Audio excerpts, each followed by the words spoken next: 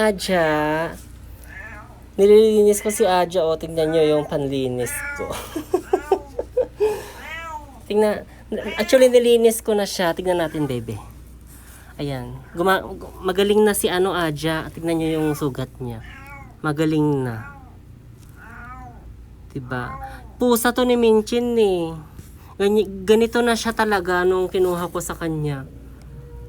Tapos, pinagamot ko siya ngayon. Ayan. Tignan natin, bebe. Ayan, oh. Magaling na siya. Malinis na.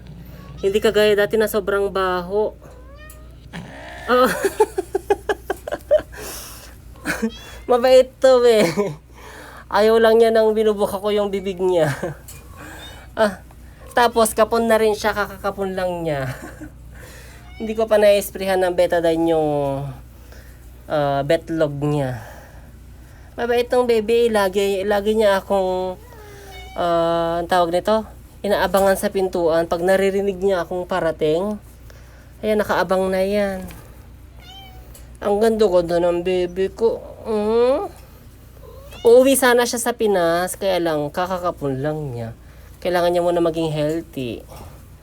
Ano, bebe? Patingin niya ulit. Ayan, magaling na siya.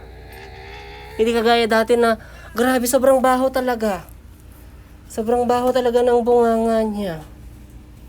Ngayon, araw-araw ko na siyang nililinis. Pinapahiran ko nito, oh.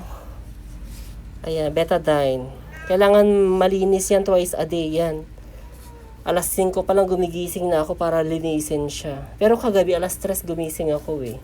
Ano? Wala na, nalinis na kita. Nalinis ko na siya. Nandito siya sa taas. Gustong gusto niya dito sa taas. Ayun, baby ko. Wag yan. Madumi na yan. Nalinis ko siya, oh. Ayan, oh. Hindi ko pa nga na-esprehan yung tenga niya. Ay, papatakan ko pala yung tenga niya kasi para malinis din. Ano, bebe?